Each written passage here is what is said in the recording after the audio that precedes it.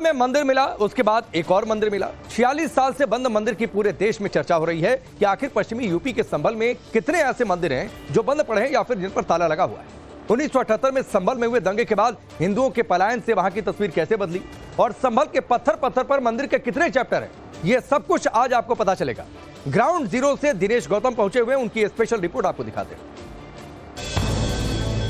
1978 में जब वो बलवा हुआ, दंगे हुए, उसके बाद वो मंदिर बंद कर दिया गया और आज 46 साल बाद वो मंदिर खोला गया है।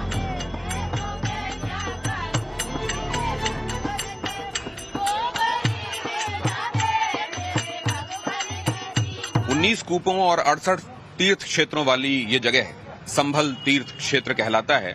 और अब उन तमाम जगहों पर जहां कूप होने के बारे में पुराने मानचित्रों में निशानदेही है, यहाँ के लोग बताते हैं, उन तमाम जगहों पर अब ये देखा जाना शुरू किया जा चुका है कि क्या वहां वाकई कूप है। और ऐसा ही एक कूप यहां भी मिला है। ये वो मस्जिद है असल में जिसमें बिजली की चोरी के संदर्भ में रिपोर्ट मिली थी। बिजली विभाग यहाँ के स्थानीय प्रशासन के साथ पहुंचा था और उसने आखिरकार पाया कि यहाँ कटिया डाल के बिजली ली जा रही थी। और इसी क्रम में यहीं पास में एक मंदिर जो 46 सालों से बंद पड़ा था, उसे खोला गया। अभी आप देख रहे हैं वो मस्जिद जहां बिजली चोरी के दौरान ये पूरा घटनाक्रम हुआ, जिसके बाद वो मंदिर प्रकाश में आया जो 46 साल से बंद पड़ा हुआ था। उसी मंदिर के बगल में लगा हुआ ये कूप, यहाँ जब खुदाई की गई, असल में पूरा पटा हुआ था, लेकिन जब खोदा गया तो ये देखिए पुराना कुआं यहाँ पर एक दिखाई दे रहा है। और यहाँ उसी के बगल में आपको ये मलबा जिससे उसको पाटा गया था वो दिखाई दे रहा है। अब मैं यहाँ से आपको ले चलता हूँ उस जगह पर जहाँ कहा जाता है कि 1978 में जब वो बलवा हुआ, दंगे हुए, उसके बाद वो मंदिर बंद कर दिया गया और आज 46 साल बाद वो मंदिर खोला गया है। तो मुख्यमंत्री योगी आदित्यनाथ जिन कूपों का वर्णन कर रहे हैं, जिस मंदिर के बारे में उन्होंने उल्लेख किया, आइए एक बार फिर से उस मंदिर की तरफ चलते हैं। और आज उस मंदिर के खोले जाने के बाद पहला मंगलवार है और अंदर वहां भगवान शिव के साथ, क्योंकि हनुमान जी भी विराजे हुए हैं, तो आज वहां आसपास आपको एक अद्भुत ही माहौल दिखाई देगा। स्थानीय महिलाएं बड़ी तादाद में वहां जमा हैं, मंगल गीत गाए जा रहे हैं और क्या क्या हो रहा है, आइए वहां चलते हैं और आपको दिखाते हैं। तो जैसे ही आप उस गली में पहुंचते हैं जहां आगे वो मंदिर जो आप देख रहे हैं, वो फूल माला जहां टंगी हुई है, वो जो शिखर आपको दिखाई दे रहा है, वही वो मंदिर है जो 46 साल तक बंद रहा। अब जब आप जैसे ही उसके करीब पहुंचते हैं तो आप देखते हैं कितनी बड़ी तादाद में स्थानीय लोग, खासतौर से महिलाएं जमा हैं और ढोलक की थाप पर मंगल गीत गाए जा रहे हैं। साथ में चल रहा है भंडारा भी। दक्षिणे लक्ष्मणो यस्य वामे च जनकात्मजा पुरतो मारुतिर्यस्य तं वंदे रघुनंदनम। और ये भगवान मारुति नंदन यहाँ आपको दिखाई दे रहे हैं, श्री राम भक्त आपको यहाँ दिखाई दे रहे हैं। और ये दिखाई दे रहे हैं वो महादेव जो 46 साल से इस पट के पीछे बंद थे, इंतजार कर रहे थे कि कब उनके भक्त आएंगे। यहाँ नंदी महाराज दिखाई दे रहे हैं। और आप समझिए कि जो प्राण प्रतिष्ठित मूर्तियां होती हैं, विग्रह होते हैं, हर दिन उनकी पूजा होनी चाहिए, भोग राग होना चाहिए। लेकिन यहाँ पर 46 सालों से एक अगरबत्ती भी कोई इसलिए नहीं लगा पाया था क्योंकि इसके पट बंद कर दिए गए थे। कपाट क्यों बंद कर दिए गए, ताला क्यों लगा दिया गया? यहाँ पर 46 साल तक विग्रहों के बंद रहने का मतलब, और आज इस जगह पर इस विग्रह के खुलने के मायने जरा समझने की कोशिश करते हैं। विद्वज्जन हमारे साथ मौजूद हैं। एक तो वो जो देखिए आपको सेवा में लगे हुए दिखाई दे रहे हैं, सिंदूर अर्पित कर रहे हैं 46 साल बाद ये मंगलवार। बिल्कुल प्रभु, ये 46 साल में प्रभु का दर्शन करिए आज। और ये 400-500 साल पुराना मंदिर है और ये सिर्फ बंद पड़ा था पूरा, और इसमें कोई साधन ऐसा नहीं था जिसमें अंदर प्रवेश हो जाए। सब इन्होंने जगह घेर दी थी। सब कहा यह जा रहा है कि जिनका मंदिर था उन्हीं ने ताला लगा दिया था। ताला तो प्रभु जी ये नहीं लगा पाए, यहाँ मौका ही नहीं मिला क्योंकि दहशत इतनी थी यहाँ पे। हाँ। यहाँ पे आप आने के लिए असमर्थ हैं। हाँ। ये परेशानियां हैं। आज भी प्रशासन है तो आप लोग आ रहे हो। हाँ। बरस संभव नहीं होता, यहाँ का नहीं छोड़ो, बहुत अभी मंदिर हमारे बहुत हैं। हाँ। अनगिनत हैं। हाँ। आप एक बात कभी भी दर्शन करके देखें, आप हर जगह ये पोजीशन है। थोड़ी गलतियां हमारी भी हैं। हाँ। कि हम अपने घर को तो ट्रांसफर कर लेते हैं, भगवान को छोड़ जाते हैं। हमारा दुर्भाग्य है ये, बस ये थोड़ी हमारी कमियां हैं। तो आप ये कह रहे हैं कि वहाँ हालात ऐसे बना दिए गए, इन जगहों पर ऐसी स्थितियां बन गई। सन 76 में जब कलेश हुआ था तब से लोग घबरा गए। देखिए हम लोग उस टाइप पे तो है नहीं कि हम किसी का खून भी देख लें। ये हमारा दुर्भाग्य है, हमसे काटा पीटी नहीं आती। यहाँ दुर्भाग्य ये है कि एकदम आपने देखा नहीं, हम तो थे भी नहीं, प्रशासन के ऊपर पत्थर ये कहाँ से पता है? आपको ये पता था कि यहाँ पर ये मंदिर है और बंद है? ये हमें भी पता नहीं था। ये तो हमारा सौभाग्य है कि हमारे यहाँ के एसएसपी साहब और डीएम साहब ने यहाँ पे सिर्फ बिजली चेकिंग करने आए थे। यहाँ सबकी लाइटें फ्री थी, आप ये समझ लें आप। और दसियों तो मतलब यहाँ पे बिजली चोरी होती थी, बिजली जाती थी मस्जिद में और मस्जिद से उन तमाम घरों में जाती थी। देखो फ्री और अनलोड, कितना लोड चलाइए आप। बहुत बिगड़ पोजीशन थी यहाँ की। तो अब ये आज आप यहाँ पूजा कर पा रहे हैं, ये आप कहीं न कहीं पूजा कर रहे होंगे आप दूसरी जगह। मुरादाबाद से हूँ मैं मुरादाबाद से हूँ। तो मेरी वहाँ- सेवा ये हनुमान जी का श्रृंगार करता हूँ मैं। अभी ये मेरे को यहाँ पे 4-5 घंटे भी वो लगेगी, 4 घंटे कम से कम। तो यहाँ आके आज भगवान का ये आपको अनुभूति क्या दे रहा है? ये मेरे प्रभु, अरे ये तो बस मैं आपको बता ही नहीं सकता। ये मैं आपको शब्दों में कुछ कह ही नहीं सकता। ये मेरे सौभाग्य है, ये मुझे अपने पास इतनी देर रुकते हैं। 8-7 घंटे लगते हैं मेरे को एक सेवा में। ये देखिए किस तरीके से भगवान को सजाया जा रहा है आज। अभी ये आधे हैं। अभी ये आधे हैं, पूरी सजावट बाकी है। अभी 3-4 घंटे और लगने वाले हैं, क्योंकि ये जो आप देख रहे हैं ऊपर चांदी का वर्क भगवान को लगाया जा रहा है, इसमें अभी और वक्त लगने वाला है। दूर दूर से लोग पहुंचे हुए हैं। वृंदावन से स्वामी जी आए हैं, ब्रज क्षेत्र से आए हैं। पता चला तो जल्दी आप वहां से। मैं प्रयाग में था जी। और सच बताऊं ईमानदारी से, मैं आपका ही शो देख रहा था। अच्छा, क्योंकि जब भी आपका कोई शो चलता है तो मैं जरूर देखता हूं। धन्यवाद धन्यवाद। पहले बार हनुमान जी साक्षी हैं, महादेव जी साक्षी हैं, मैंने आपके मुख से जी यहाँ पर इस मंदिर में बैठे आपके मुख से सुना हाँ। कि प्रकट हो गए हमारे ठाकुर जी। हाँ। आप कल्पना नहीं कर सकते हैं। जो गूंगो गुड़ खाए मधुर रस, हाँ। अंतरहित ही भावे, हाँ। मेरो मन अनंत कहाँ से छुपावे। हाँ। ये गूंगा कैसे वर्णन करे। अभी आप पंडित जी से पूछ रहे हैं कि महाराज जी बताइए कैसा लग रहा है। हम कह रहे हैं कि हमारी सचमुच आज ठाकुर जी हमारी नाकामियों का फल है। अतिक्रमण की पराकाष्ठा है और इंक्रोचमेंट की पराकाष्ठा है यहाँ पर। और अब संभल, मैं दिनेश जी आपसे एक निवेदन कर रहा हूँ, क्षमा मांगते हुए। आप निश्चित रूप से कुंभ नगरी में आएंगे, मैं वहीं मिलूंगा आपको। और कुंभ नगरी क्षेत्र में अब आप जितने भी धर्माचार्य हैं, शंकराचार्य हैं, पीठाधीश्वर हैं, संप्रदायाचार्य हैं, अखाड़ाचार्य हैं, जितने लोग हैं, सबसे एक प्रश्न करिए कि 2 ही अवतार पूर्ण अवतार हैं। एक वृंदावन बिहारी लाल जी, हमारे भगवान योगेश्वर कृष्ण भगवान, और दूसरे संभल में जो अवतार होगा जहाँ से सतयुग प्रारंभ होगा, उसके बाद तीसरा कोई 64 कला से अवतार नहीं है। आज संभल जो हमारा तीर्थ क्षेत्र है, किस तरह से मिटाया गया है। ये हमारे भोलेनाथ का, हनुमान जी का मंदिर चीख चीख करके, गणेश जी कोने में है। कहाँ है हमारी जगदम्बा माता? जगदम्बा माता के बारे में बताया जाता है कि कुएं से जो मूर्ति मिली है उसमें वो देवी पार्वती ये खंडित है मूर्ति, लेकिन खंडित है ये बताया जा रहा है। ये देखिए, ये वो मूर्ति है। ये देखिए हाथ जोड़े हुए माता पार्वती इसी तरीके से विराजी रहती हैं। ये देखिए इस तरीके से मिली हुई है खंडित मूर्ति। गणेश और लक्ष्मी भी मिले हैं। ये है जो सामने कूप की खुदाई के बाद कुएं से गणेश जी और पार्वती जी मिले हैं, साथ में लक्ष्मी जी भी मिली है। लेकिन पार्वती जी का आप देख रहे हैं धड़ के ऊपर का हिस्सा खंडित कर दिया गया है। ये देख के तो बड़ा कष्ट होता हो। मैं यही निवेदन कर रहा हूँ कि अब जो धर्म संसद लगेगा महाकुंभ में, एक आप मेरी आवाज पहुंचाइए चरणों तक। मैं तो सभी आचार्यों से कहने वाला हूँ कि अब जैसे हमारा काशी है, जैसे मथुरा है, जैसे हरिद्वार है, जैसे जगन्नाथपुरी है, जैसे हमारे तमाम महत्वपूर्ण क्षेत्र है, वैसे ही सबसे प्रमुख तीर्थों में से हमारा धर्म संसद, साधु समाज धर्म संसद नंबर 1 घोषणा करे। क्योंकि आपके मीडिया पर जो विश्व बंधुत्व की बात चलती है, जो वसुधैव कुटुंबकम की बात चलती है, जो सर्वे भवन्ति सुखिनः की बात चलती है, वो तो सतयुग आने से शुरू होगा। और सतयुग लाएगा कौन? संभल लाएगा, भगवान महादेव हरिहर भगवान लाएंगे, कल्कि भगवान लाएंगे। तो ये आज भगवान की स्तुति, मन में क्या उद्गार आ रहे हैं वो जरा बता दीजिए हमको।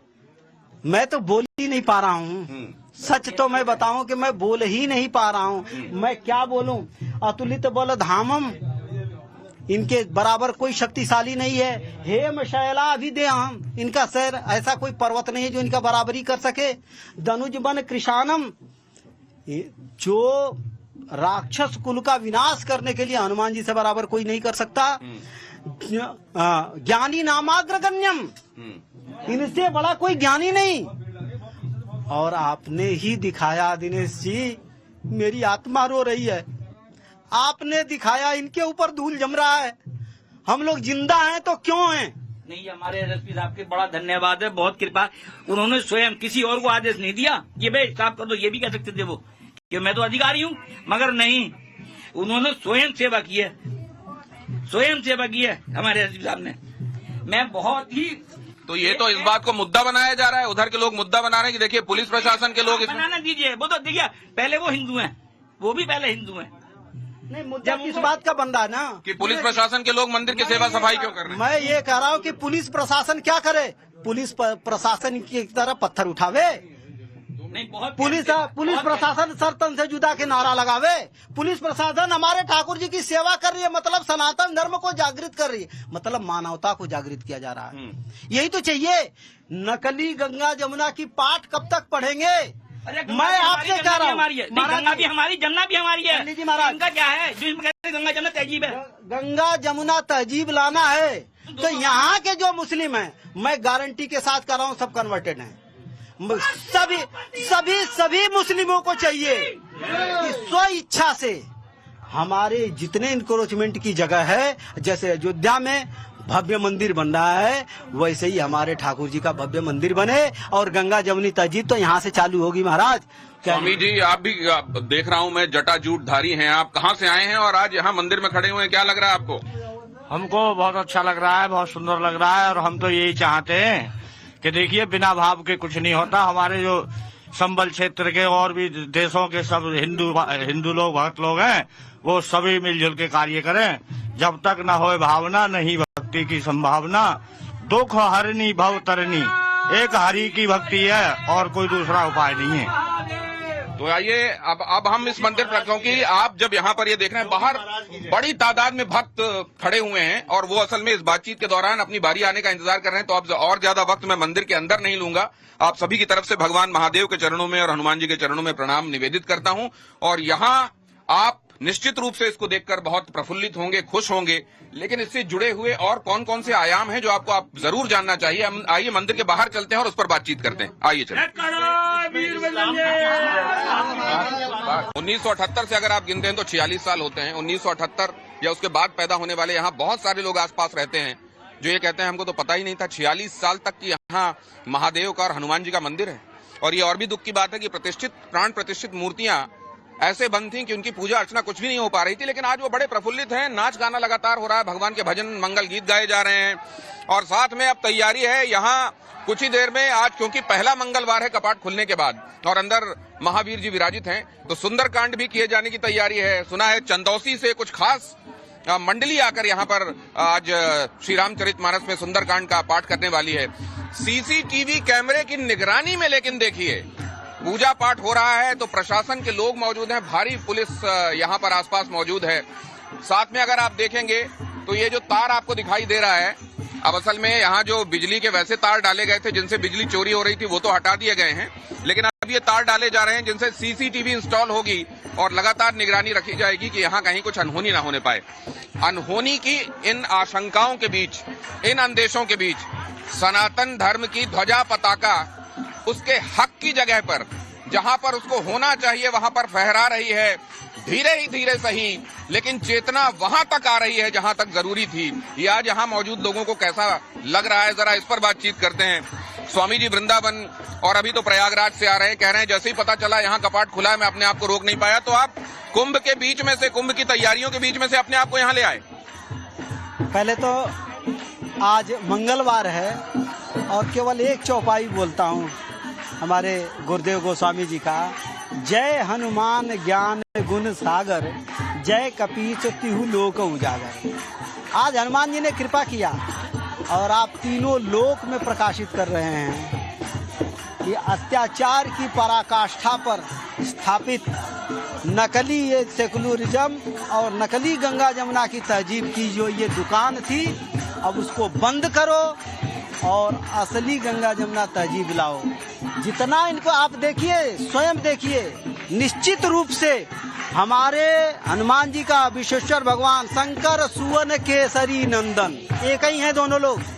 इंक्रोचमेंट साफ दिख रहा है, साफ दिख रहा है कि सारे मकान इंक्रोचमेंट के अंतर्गत होंगे, चाहे मुआवजा देना पड़े, चाहे जैसे भी सरकार इनको हटा कर लिखे और इनको प्रकाशित करे, त्रिलोक उजागर, तीनों लोक में प्रकाशित हो जाए। दिनेश जी, अब गंगा जमुना तहजीब यहाँ पर दिखाइए। तो ये नकली सेकुलरिज्म, वो सेकुलरिज्म जो किसी की अवहेलना करता है, किसी को सप्रेस करता है, किसी को दबाता है और किसी को उसका नाजायज करने पर भी करने देता है, ऐसे सेकुलरिज्म को, ऐसी कथित गंगा जमनी तहजीब को समाप्त होना चाहिए, ये कहना है स्वामी जी का। लेकिन यहीं के संभल के ही और हाथों में स्कंद पुराण लेकर खड़े हुए महावीर शर्मा जी भी हमारे साथ मौजूद है। महावीर स्वामी जी, महावीर स्वामी जी, ये महेंद्र स्वामी जी, ये स्कंद पुराण आपके हाथ में क्यों है?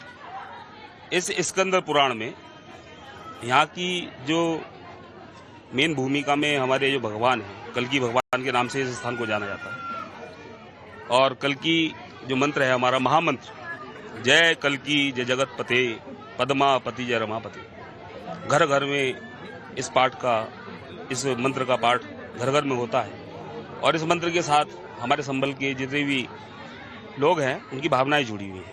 ये स्कंद पुराण वर्णित करता है कि किस प्रकार से हमारे इस जो संभल का नाम था सत्यव्रत सतयुग में, और उसके बाद द्वापर में महतगिरी, और उसके बाद त्रेता में पिंगल के नाम से ये संभल जाना गया, और आज संभल को संभल के नाम से जानते हैं।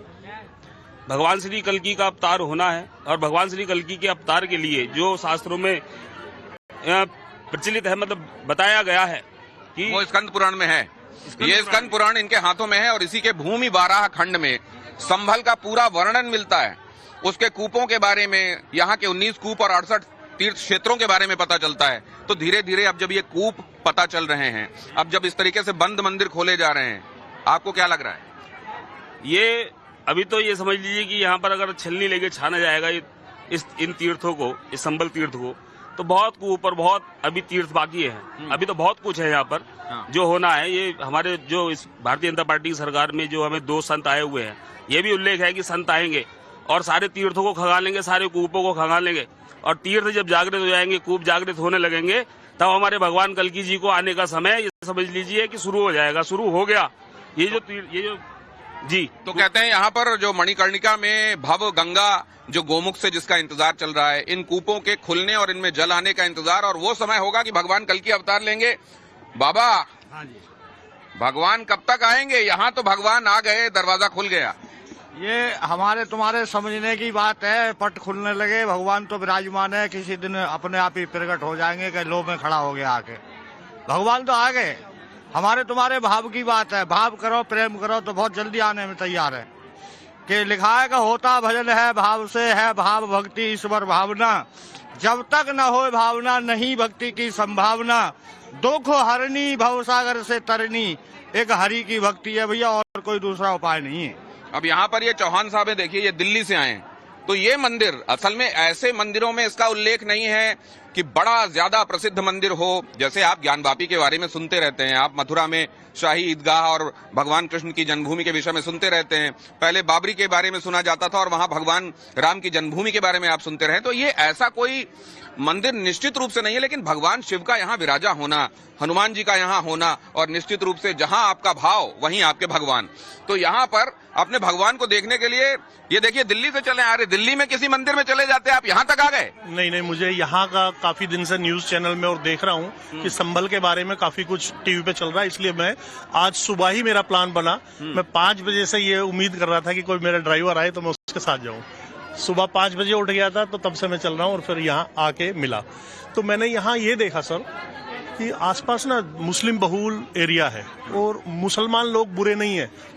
11वीं सदी में जब इस्लाम इंडिया में आया, भारत में आया, तो उसके बाद इनका कर्तव्य था कि बुत परस्ती को खत्म करे। बुत परस्ती जो करेगा वो कुफ्र करता है, और कुफ्र करने वाला काफिर होता है। तो हम लोग कौन है? मुसलमानों की नजरों में, इस्लाम की नजरों में काफिर। अब यहाँ के कुछ और मूर्धन्य लोग हमारे साथ हैं। आप भी यहीं के रहने वाले भाई साहब? जी, संभल का रहने वाला हूँ जी।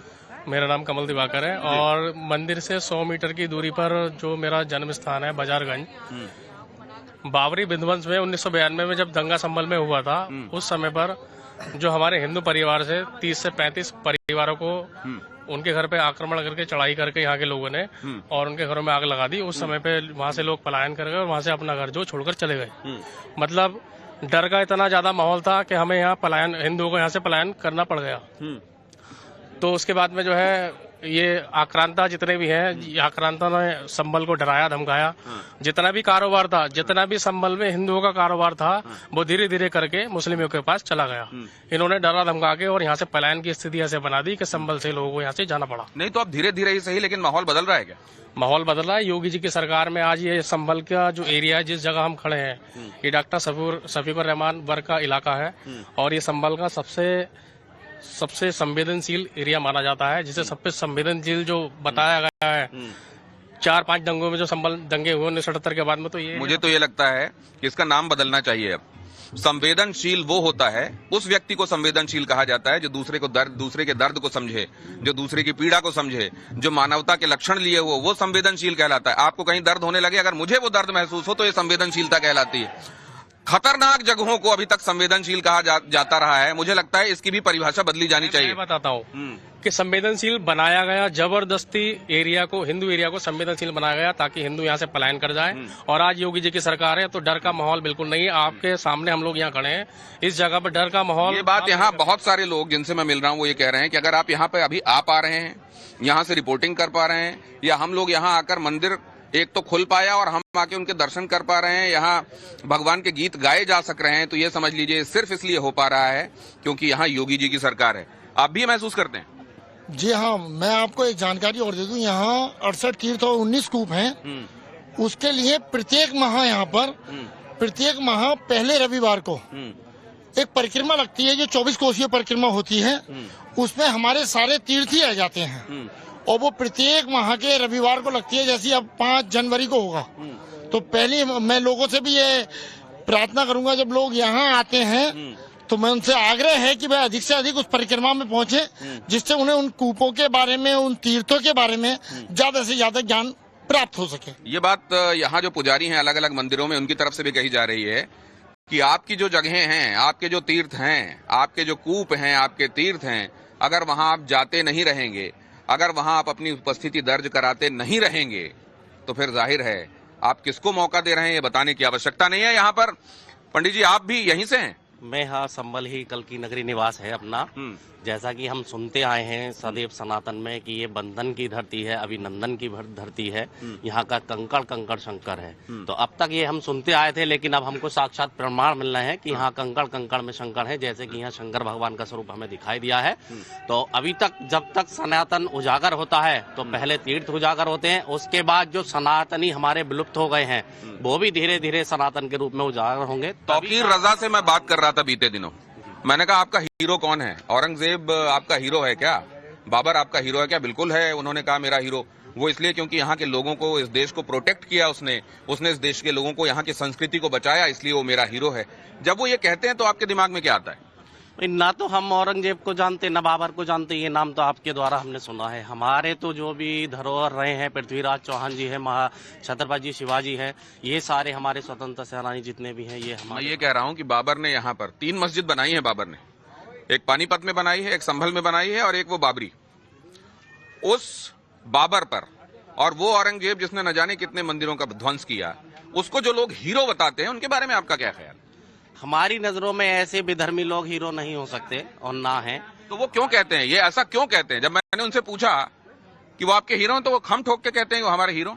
तो हमारे आज जो हमारे इस समय जो भारत में हीरो हैं वो नरेंद्र मोदी जी और माननीय आदित्यनाथ योगी जी हैं, जो हमारे सनातन धर्म को एक सुपर उस पर ले जा रहे हैं। जहां हमारा सनातन धर्म विलुप्त होता जा रहा था उसको वह उठाकर ला रहे हैं। और देखिएगा यही संभल जिसे लोग जानते तक के नहीं थे, कुछ मंदिरों के बारे में पता नहीं था, आज सब उजागर हो रहे हैं और नारायण की कृपा है ये ऐसे ही आगे तक बढ़ता रहेगा। लेकिन जब आप यहाँ पर सोचिए, एक मंदिर बंद है 46 साल बाद, ऐसा लगता है बहुत सारे लोग कह रहे थे कि जैसे हमारे माता पिता को किसने 46 साल तक कैद में रखा हो और आज वो मुक्त हुए हों और उनको आज नहलाया धुलाया जा रहा हो, खाना खिलाया जा रहा हो, हमको ऐसा लग रहा है।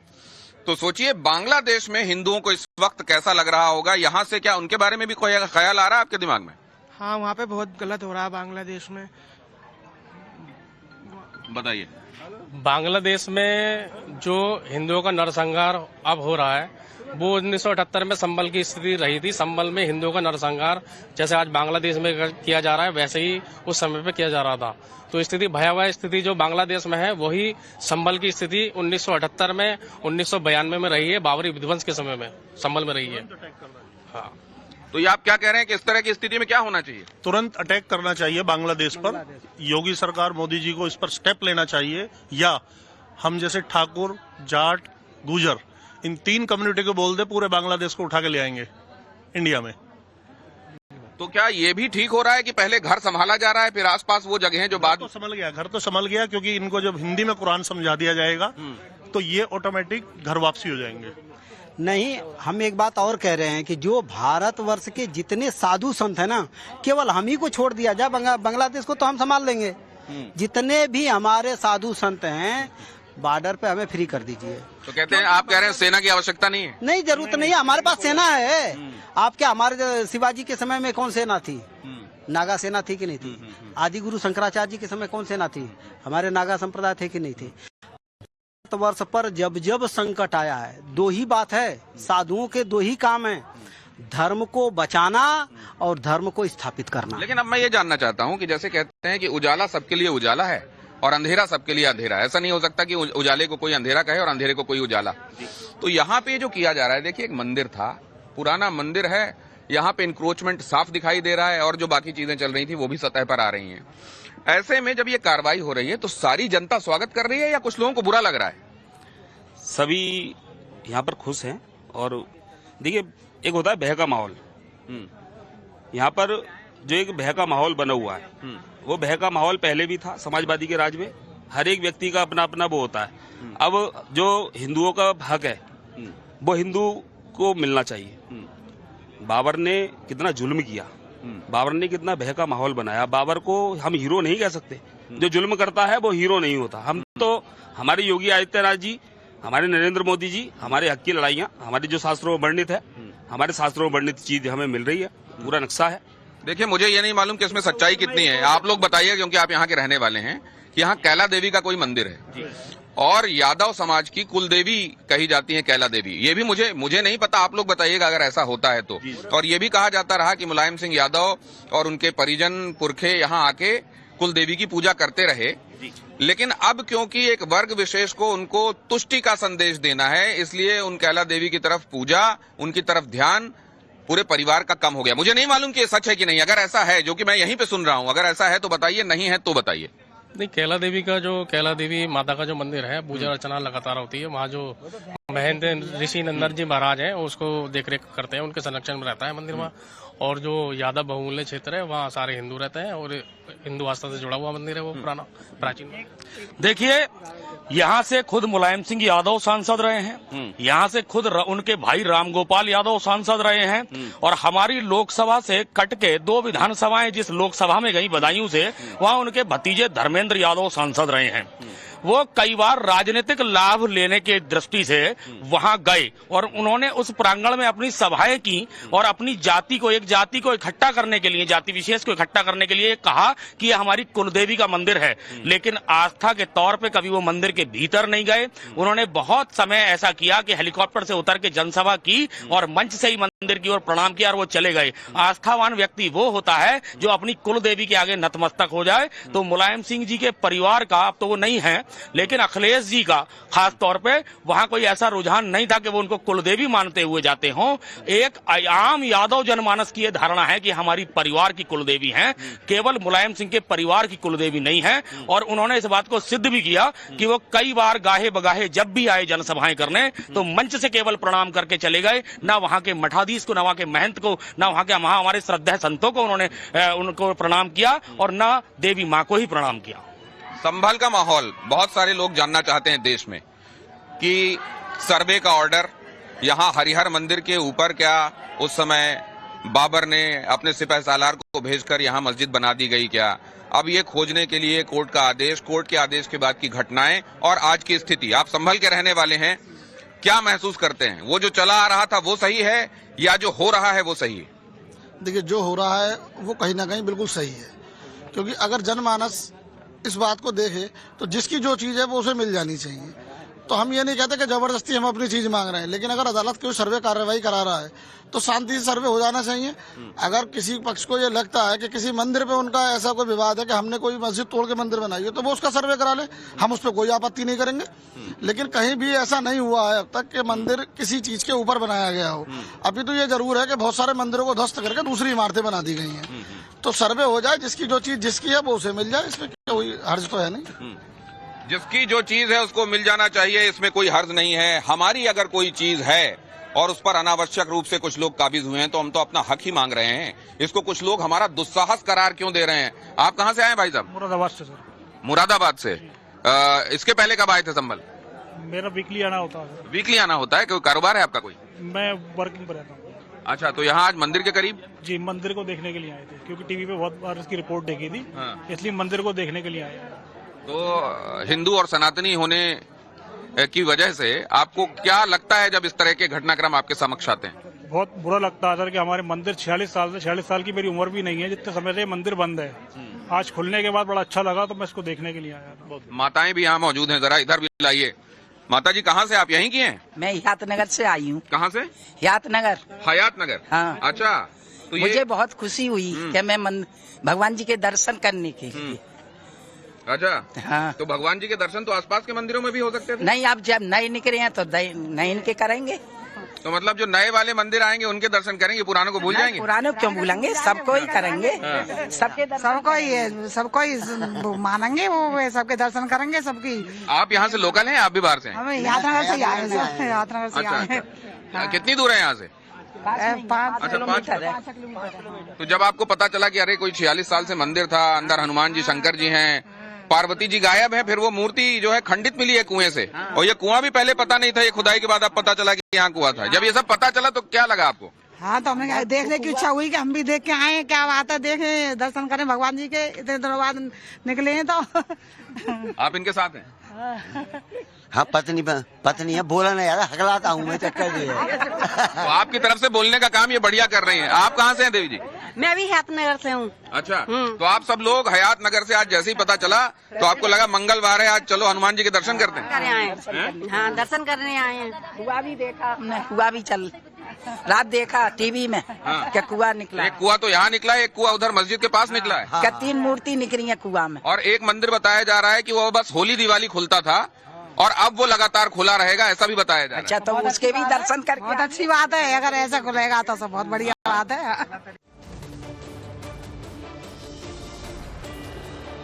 स्कंद पुराण में संभल को लेकर क्या वर्णन है और संभल में कहां होगा कल्कि अवतार, ये जानने के लिए दिनेश गौतम की संभल से अगली स्पेशल रिपोर्ट आपको देखना चाहिए। शांताकारं भुजगशयनं पद्मनाभं सुरेशं विश्वाधारं गगन सदृशं मेघवर्णं शुभांगं लक्ष्मीकांतं कमलनयनं योगिभिर्ध्यानगम्यं वंदे विष्णुं भव भयहरं सर्वलोकैकनाथं। भव के भय को हरने के लिए कलयुग में भगवान का जो अवतार होना हमारे पुराणों ने, हमारे मनीषियों ने बताया है, वो संभल की धरती पर बताया है। और संभल की धरती में कल की अवतार, कलयुग में होने वाला भगवान का जो अवतार है, वो कल की अवतार के दर्शन आपको करने हैं तो ये है संभल का मुख्य मंदिर। जय कल की, जय जगतपते, पद्मापते, जय रमापते। तो वो रमापति, वो भगवान विष्णु जब कल की अवतार लेंगे, भव के भय को हरने वाले, वंदे विष्णुम भव भय हरम सर्वलोकैकनाथम, सारे लोगों के एक नाथ भगवान जब कलयुग में अवतार लेंगे, उस भविष्य के मंदिर की बहुत समय पहले यहां नींव पड़ चुकी है और ये है संभल का वो कल की मंदिर। पहले आप सभी दर्शकों की तरफ से, टाइम्स नाउ नवभारत के सभी दर्शकों की तरफ से भगवान कल्कि के चरणों में मैं प्रणाम करता हूं। और यहाँ महेंद्र शर्मा जी, यहाँ के पुजारी मौजूद हैं। बहुत स्वागत है टाइम्स नाउ नवभारत पर आपका। जी धन्यवाद। ये मंदिर, इसका महात्म्य बहुत संक्षेप में। इस मंदिर को एक नक्शा है संभल का जो करीब 1000 वर्ष पुराना है, वो मैं अभी दिखा दूंगा आपको। उस नक्शे में इस मंदिर को मनु श्री कल्कि मंदिर लिखा है। तो श्री कल्कि मंदिर तो भगवान का मंदिर है तो नाम होगा ही होगा, लेकिन इसके साथ मनु शब्द जोड़ा गया। तो क्या मनु महाराज ने बनवाया था? एक शंका होती है, नहीं तो मनु क्यों लिखा गया?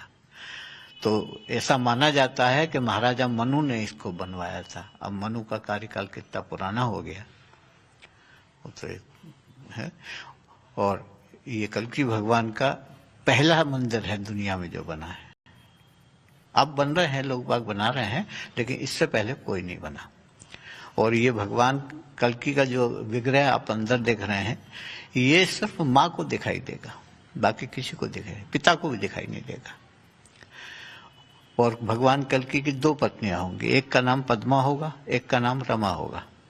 तो यहाँ पर पद्मा दिखाई जा रही है जो लक्ष्मी स्वरूपा है। रमा के लिए स्थान खाली है, आप ध्यान से देखेंगे तो रमा के लिए स्थान खाली है। जो आज आप उन्हें वैष्णो देवी के नाम से जानते हैं, वो उनकी मूर्ति यहाँ लगनी है।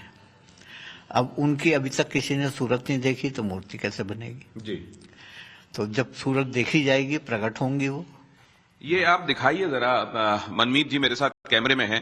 ये जो बताया जा रहा है कि आपको यहाँ पद्मा जी तो दिखाई दे रही हैं, नीचे से सिंहासन देखिए, फिर सिंहासन में आप जगह देखिए, और अगर मूर्ति यहाँ स्थापित है और केवल भगवान कल्कि के साथ माता पद्मा को ही विराजना होता तो बीच में और बीच की तरफ उनको विराजा जाता। जाहिर है उनके दाएं तरफ, दाएं हाथ की तरफ भगवान के वो जगह खाली है जहां पर रमा देवी साथ में विराजेंगी। और बताया जाता है कि भगवान कल्कि जब अवतार लेंगे तो केवल उनकी मां उन्हें देख पाएंगी, उनके पिता तो उनके दर्शन भी नहीं कर पाएंगे। इस रूप में अगर जो भी मनुष्य होंगे वो देखेंगे तो इस रूप में आएंगे। जो भी मनुष्य होंगे उनको किस तरीके से दिखाई देंगे, यहां पर दिखाइए मनमीत जी।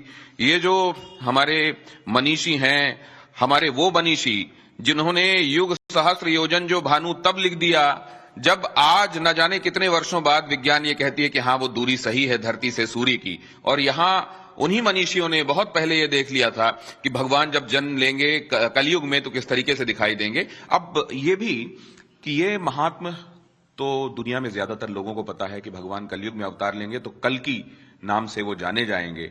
अभी कितना लंबा इंतजार है, अभी घड़े का भरना, पाप के घड़े का, ग्लानी के घड़े का दूर नहीं है, बहुत नजदीक है। क्योंकि इसके साथ में कुछ और चीजों का अध्ययन करिए। सूरदास का एक पद है, अरे मन धीरज काहे न धरे। उस पे 8 लाइनों का पद है वो, उसकी 2 लाइनें बीच की बता रहा हूं मैं। उसमें लिखा है 1,900 से ऊपर 100 पे 0 के भीतर ऐसो जोग जुरे और मन काहे न धीर धरे। हाँ, मन काहे, ये तो पहली लाइन है। तो उसमें 2 लाइन बीच में है कि 1,900 से ऊपर ऐसो जोग जुरे, सहस्त्र वर्षों व्यापे सतयुग धर्म की बेल बढ़े। तो वो कल्कि भगवान का समय बता रहे हैं सूरदास जी अपने पद में। अब इसका अर्थ लगाइए आप, 1,900 ऊपर 100 से ऊपर 100 के 0 के भीतर, यही समय भगवान कल्कि का आने का है सूरदास जी के अनुसार। तो जो अभी हम जिस समय में हैं वही समय भगवान कल्कि के आने का है, आगे आने वाला समय यही होगा। तो बहुत दूर नहीं है आप ये कह रहे हैं। अब ये बता दीजिए कि संभल का महात्म भी बहुत जल्दी से आप बता दीजिए क्या है, कितने कहा जाता है अपने आप में संपूर्ण तीर्थ है। ये तीर्थों का राजा है, ये तीर्थों का राजा है। इसके नक्शे पे स्पष्ट लिखा हुआ तीर्थ राज संभल। और संभल बहुत प्राचीन है। इसकी प्राचीनता की बात करी जाए तो 4 युगों के इसके नाम है। सतयुग में इसे सत्यव्रत कहा जाता था, त्रेता में इसे महदगिरी कहा गया, द्वापर में इसे पिंगल कहा गया, कलयुग में इसे संभल कहा जाता है। बूढ़ा दे दो, बूढ़ा दे। जी ठीक है। तो जब इसका नाम सत्यव्रत पड़ा सतयुग में, तो उससे पहले की कहानी सुना रहा हूं मैं आपको, जो हमारे धर्म ग्रंथों में लिखी हुई है कि एक राजा सत्यव्रत हुए हैं जो विश्वामित्र के शिष्य थे। विश्वामित्र ने उनको सशरीर स्वर्ग भेजने को तैयार हो गए। अनुरोध तो राजा सत्यव्रत का था कि मैं सशरीर स्वर्ग देखना चाहता हूं। तो विश्वामित्र ने अपने तपोबल से उनको सशरीर स्वर्ग भेजा। लेकिन देवताओं ने उसके लिए रोक लगा दी कि भाई सशरीर स्वर्ग कोई नहीं आ सकता, ये नियम के विरुद्ध है और इस तरह का प्रयास न करें। और उन्होंने स्वर्ग में घुसने नहीं दिया और उनको वहां से ढकेल दिया, फेंक दिया, उठा। वो त्रिशंकु वाली जो स्थिति। वो आके जो गिरे जिस जगह पर, तो उस जगह को त्रिकूट कहा जाता था उस समय में। त्रिकूट नहीं, त्रिकूट। त्रिकूट पर आके गिरे, इसलिए उनका नाम त्रिशंकु हो गया और उस जगह का नाम सत्यव्रत हो गया। ये सत्यव्रत, सतयुग में इसका नाम सत्यव्रत। यही वो जगह है जहां आके वो गिरे थे। तीन कोने वाला सिर्फ एकमात्र संभल है पूरे भारत में, कोई भी शहर तीन कोने वाला नहीं है। और ये स्कंद पुराण में भी लिखा हुआ है, भागवत पुराण में भी लिखा हुआ है, और महाभारत की पुस्तक में भी लिखा हुआ है कि जिस संभल में भगवान आएंगे वो त्रिकोणात्मक बसा हुआ होगा। और तीन कोने भी, त्रिकोण भी अनेक तरह से बन सकते हैं, लेकिन त्रिकोण कौन सा होगा? तो बोले जो लक्ष्मी यंत्र में पाया जाता है उस त्रिकोण में संबल बसा हुआ होगा। तो आज संबल को देख लीजिए, नक्शा देख लीजिए, त्रिकोण में है। फिर वहां से दूसरा प्रमाण ये दिया है कि जो संबल गंगा और रामगंगा के बीच होगा, गंगा रथ प्रामस्यम क्षेत्रम वयोजनत्र है, जो संबल गंगा और रामगंगा के मध्य होगा वही संबल भगवान कल्की की जन्मभूमि होगा। तो यहाँ से आप, उसमें योजन लिखा है, दूरी को आज किलोमीटर में नापते हैं, उस समय में योजन में लिया। तो 3 योजन की दूरी पर भागीरथी गंगा है, इधर 3 योजन की दूरी पर रामगंगा है, तो गंगा और रामगंगा के बीच में है। फिर 3 योजन विस्तार वाला भी है, इसकी परिक्रमा लगती है हजारों। मैं नहीं बता सकता कि परिक्रमा कब शुरू हुई थी इसकी, लेकिन आज तक ये हजारों आदमी इसकी परिक्रमा लगा रहा है।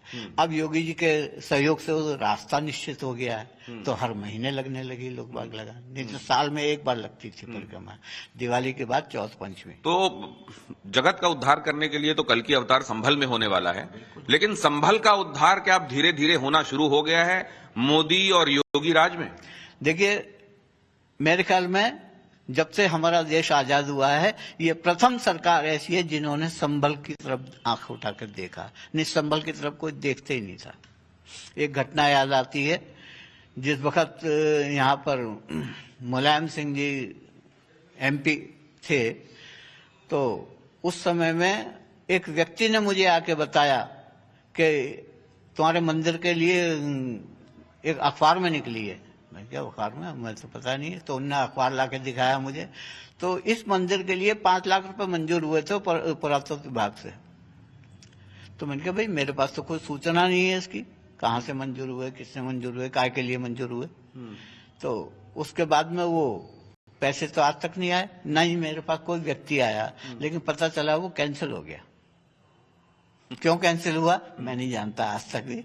तो कभी भी संभल की तरफ नजर उठा के किसी गवर्नमेंट ने नहीं देखा। ये पहली गवर्नमेंट है जिसने संभल के कुछ मंदिरों का उद्धार करा है। इस मंदिर की बाउंड्री वाल योगी जी के द्वारा बनवाई हुई है, बोर्ड भी लग रहा है बाहर उनके नाम का।